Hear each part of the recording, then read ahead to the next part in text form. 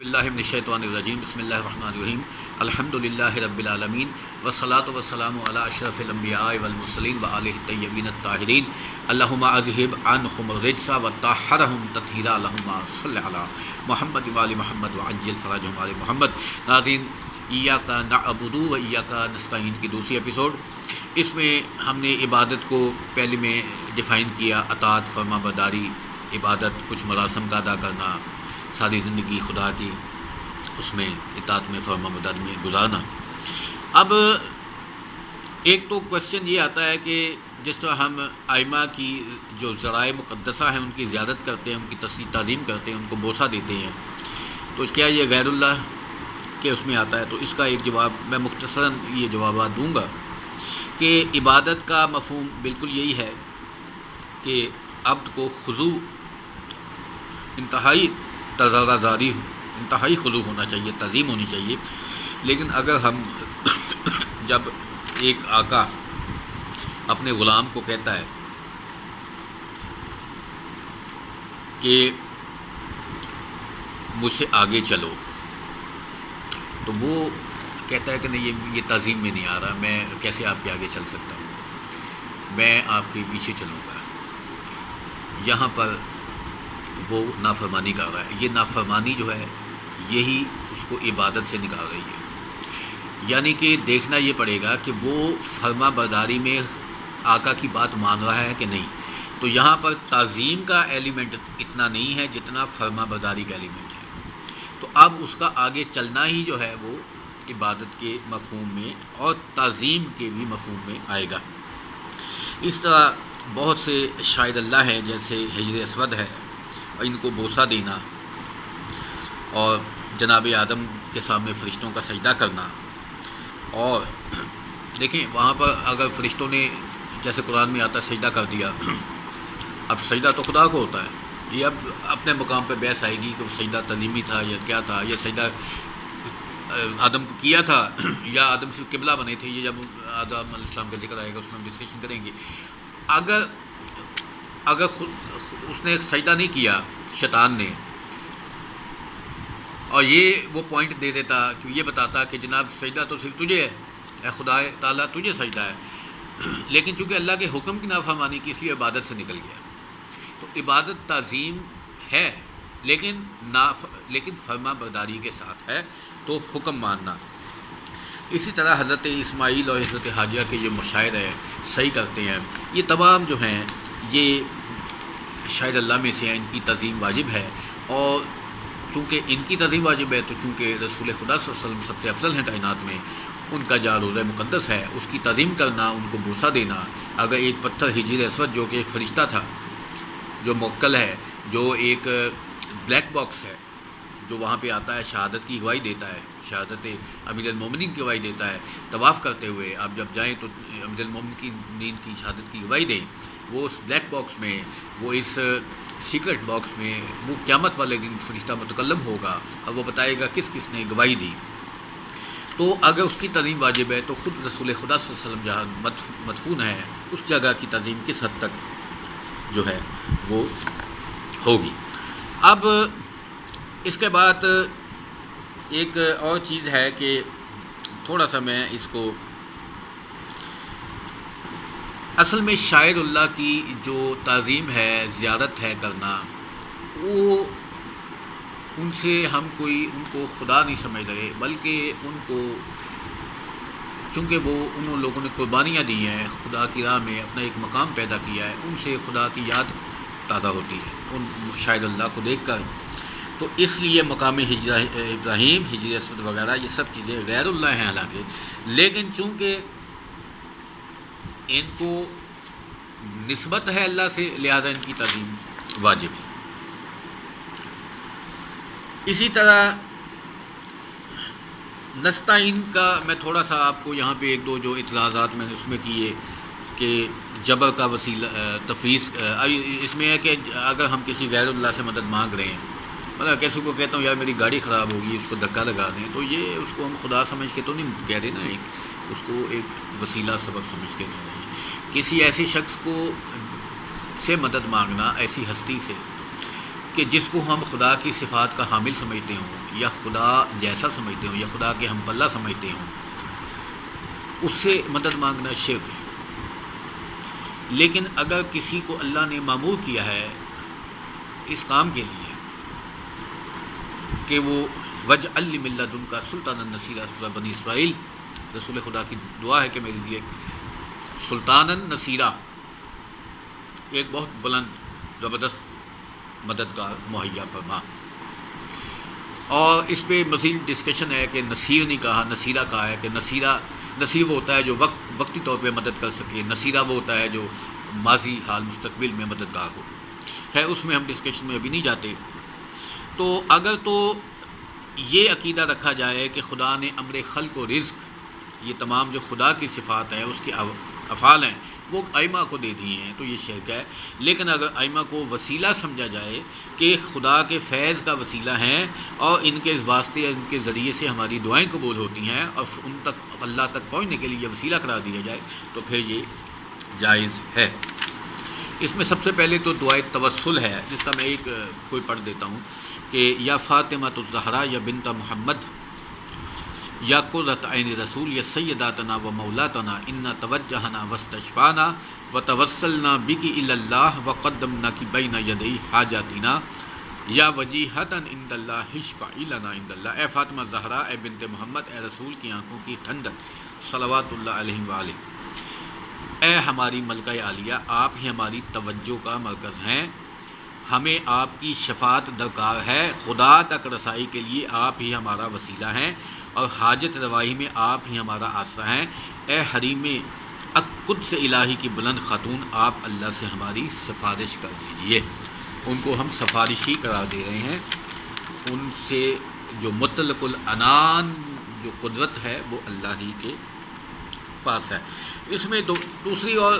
دعائیں آتی ہیں، جیسے ہم ماہ رمضان میں شب قدر میں قرآن صاحب رکھ کے کہتے ہیں کہ اللہم بحق حاضل قرآن، اب وہ پھر آپ کو یاد ہے کہ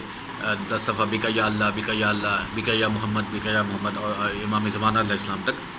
تو اس میں کیا پڑھتے ہیں کہ میرے اللہ اس قرآن کے واسطے سے، اس ذات کے واسطے سے جس کو تو نے قرآن دے کر بھیجا، اور ہر مومن کے واسطے سے جس کی تو نے قرآن میں تعریف کی، اور تیرے اس حق کا واسطہ جو ان پر واجب الادا ہے، جس کو تو بہتر جانتا ہے، تجھے اپنی ذات کا واسطہ۔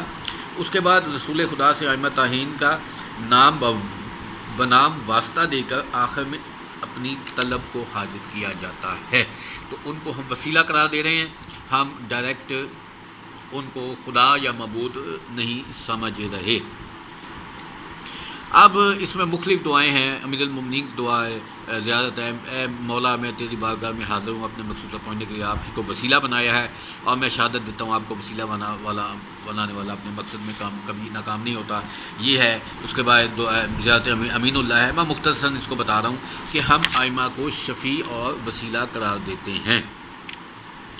اچھا، اب یہ اسی میں آ جاتا ہے کہ ہم اگر ائمہ سے مدد مانگ رہے ہیں، ان کو اللہ کی طرف سے نمائندہ سمجھ، یا علی مدد کہتے ہیں، یا مختلف یا عباس یا صاحب ماتریدی کہتے ہیں، تو اس میں کیا لاجک ہے؟ دیکھیں، انسان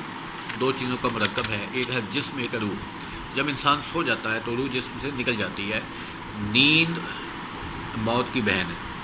موت میں روح ہمیشہ کے لیے نکل جاتی ہے، نیند میں فار سم ٹائم نکل جاتی ہے، پھر واپس پلٹ آتی ہے اگر اذن خدا ہو، ورنہ واپس نہیں آتی۔ جب روح نیند کے دوران روح نکلتی ہے تو وہ جسم مثالی کی کیفیت میں آ جاتی ہے، اور آپ نے دیکھا کہ آپ خواب میں فلاں جگہ گئے، مختلف جگہوں کا آپ نے دورہ کیا، آپ اگر کہیں خوفزدہ ہوئے تو آپ کا یہاں پہ جو جسم ہے جو بستر پہ سو رہا ہے اس پہ بھی کیفیت طاری ہوتی ہے۔ اگر وہاں خوش ہیں تو یہاں مسکرا رہے ہیں، اگر وہاں کوئی آپ کی حالت ایسی ہو گئی ہے تو اس کا اثر یہاں پہ آ رہا ہے۔ تو ایک جو روح ہے وہ دو اجسام سے متصل ہو جاتی ہے۔ یہ ایک عام آدمی ہے، مختصراً ایک عام آدمی ہے کہ جو کافر بھی ہے، مومن یا مومن ہے، یا کسی مسلک کے ہے، کسی بس انسان ہے، وہ خواب دیکھتا ہے، اور جو ان چیزوں پہ اعتراض کرتے ہیں وہ بھی یہی اسی کیفیت سے گزرتے ہیں کہ وہ فلاں جگہ حاضر بھی تھے اور ناظر بھی تھے۔ میں خدا نہ خواستہ خدا کی اس میں شک نہیں کر رہا کہ آپ کو اس طرف لے جاؤں کہ اس طرح، یہ ایک پروسیس ہے جو انسان کے ساتھ ہو رہا ہے اس دنیا میں۔ جو خدا حاضر ناظر ہے اس کیفیت کو ہم نہیں پہنچ سکتے، وہ کیسے ہے؟ نہ اس جیسا کوئی ہے۔ انسان جب اس دنیا سے جب روح نکلتی ہے اس کی نیند کی حالت میں، تو وہ مختلف جگہوں کی سیر بھی کرتا ہے، واپس آ جاتا ہے۔ وہ کیفیات جو وہاں پہ اس کے ساتھ پیش آئیں اس کے ساتھ یہاں پہ بھی ہوتے ہیں۔ اور کبھی جب وہ اٹھ جاتا ہے خواب سے، یا آپ اس کو اٹھا دیتے ہیں، آپ نے اس کو کیا، وہ کہتے ہیں میں فلاں جگہ گیا تھا، اس نے یہ کبھی نہیں کہا کہ میرا مثالی جسم گیا تھا، حالانکہ وہ مثالی جسم جاتا ہے یا روح جاتی ہے، وہ ہمیشہ کہتا ہے میں۔ اچھا، وہاں وہ دیکھ رہا ہے، یہ آنکھیں بند ہیں، وہ مثالی جسم کی آنکھوں سے دیکھ رہا ہے، وہاں وہ سن رہا ہے، یہ کان نہیں سن رہے، وہ ان کانوں سے سن رہا ہے، وہاں اس کے اعضاء و جوارح حرکت کر رہے ہیں، وہ چل رہا ہے، وہ ہاتھوں سے کام لے رہا ہے، لیکن یہاں وہ بے سدھ پڑا ہے۔ تو اس کا مطلب ایک مثالی جسم جو ہے وہ، لیکن اگر وہاں پہ اس کو کوئی تھپڑ مارتا ہے یا اس کو کوئی گرا دیتا ہے تو ایک دم وہ یہاں پہ چونک کے اٹھ جاتا ہے، خوف زدہ ہو جاتا ہے۔ تو جو کیفیت وہاں پہ اس پہ طاری ہو رہی ہے، وہ کیفیت اس پہ یہاں پہ بھی طاری ہوتی ہے۔ یہ کیفیت ہر انسان کے ساتھ ہے۔ تو اب اگر میں آپ کو ایک حدیث سناؤں کہ انس بن مالک سے مروی ہے کہ رسالت مآب صلی اللہ علیہ وسلم نے فرمایا کہ نیک مرد کا اچھا خواب نبوت کا 46واں جز ہے، 46 پارٹ آف دا نبوت۔ یعنی اگر کوئی آدمی، نیک آدمی اچھا خواب دیکھ رہا ہے تو اگر نبوت کو 46 حصوں میں تقسیم کر دیا جائے تو ایک حصہ، یہ نہیں کہ اس کو نبوت مل گئی ہے، وہ اس کے برابر ہے۔ اب ایک عام آدمی کا یہ مرتبہ ہے، تو ایک نبی کا کیا مرتبہ ہوگا جو خواب دیکھتا ہے، یا جو نبی حالت بیداری میں ہے۔ حالت بیداری میں جو نبی دیکھتا ہے وہ ایک فل نبوت کے برابر ہے، یعنی کہ اگر رسول خدا کی مثال لیں تو وہ افضل الانبیاء ہیں۔ تو یہ کیسے ممکن نہیں ہے کہ ایک عام آدمی 46 پارٹ آف دا نبوت بن جاتا ہے، اس میں حصہ ہو جاتا ہے، نبی نہیں ہوتا، نبوت میں شریک نہیں ہوتا، اس کے برابر مطلب کہ جس حیثیت سے ہوتا ہے وہ۔ اور رسول خدا جب معراج پہ گئے واپس آئے، اور یہ کیسے ممکن نہیں ہے کہ ایک عام آدمی میں اتنی طاقت ہے، وہ ساری دنیا کی سیر کر رہا ہے، 50,000 لوگوں سے مل کے آیا، پھر وہ آپ کو بتائے، اور وہ ایک نبی جو ہے وہ ممکن نہیں ہے کہ وہ کسی مطلب وہ کیسے اس کائنات میں موجود ہے اور اس کی ذات کیسے موجود ہے، اب وہ کیسے کائنات میں تصرف نہیں کر سکتی بإذن اللہ۔ اور وہ کس طرح ہم جب کہتے ہیں کہ السلام علیکم ایھا النبی ورحمۃ اللہ وبرکاتہ، اس وقت ہم نبی کو کیا مردہ سمجھ رہے ہیں؟ السلام علیکم ایھا النبی، نبی آپ پر سلام ہو، رحمت ہو اور برکات ہو۔ تو یہ چونکہ ائمہ علیہ السلام، اولنا محمد و آخرنا محمد وکلنا محمد واسطنا محمد، مسمرزم ایک چیز ہے، میں آپ کو بتاؤں کہ اس میں ایک عامل اور ایک معمول ہوتا ہے۔ عامل معمول کو صلاح دیتا ہے اور پھر پوچھتا ہے یہ فلاں شخص کون ہے، اس کا شہر کیا ہے، اس کا باپ کا نام کیا ہے، اس کا مسئلہ کیا ہے، وہ بتا دیتا ہے۔ وہ کیسے آتا ہے، وہ اس کی روح جاتی ہے، ٹریول کرتی ہے، اور وہ ٹریول کر کے ہپناٹائز کر کے مسمرزم کر کے واپس آتی بتاتی ہے۔ تو جب ایک عام آدمی جو ہے وہ اس کو جانتا ہی نہیں، ایک شخص کو وہ ساری باتیں بتا دیتا ہے، ہاؤ از اٹ پاسبل کہ ایک نبی کا دائرہ اختیار اتنا نہ ہو، کہ ایک رسول خدا جو ہیں خاتم النبیین ہیں، ان کا دائرہ اختیار ایسا نہ ہو کہ وہ جو ہیں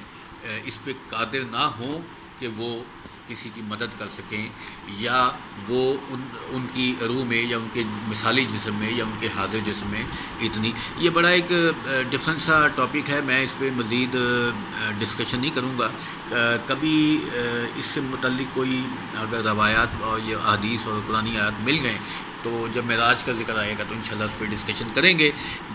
قصہ مختصر کہ غیر اللہ اگر علی علیہ السلام یا ائمہ سے اپنی آپ درخواست کرتے ہیں، ان کو وسیلہ قرار دیتے ہیں، ان کو کہتے ہیں ہماری سفارش کر دیں، تو یہ عین توحید ہے، اس میں نہیں ہے کوئی شرک۔ لیکن اگر کسی کو خدا کی صفات کا حامل سمجھتے ہوئے، خدا جیسا سمجھتے ہوئے، خدا کے ہم پلہ سمجھتے ہوئے اس سے مدد مانگیں تو وہ شرک ہے۔ وآخر دعوانا الحمد للہ رب العالمین۔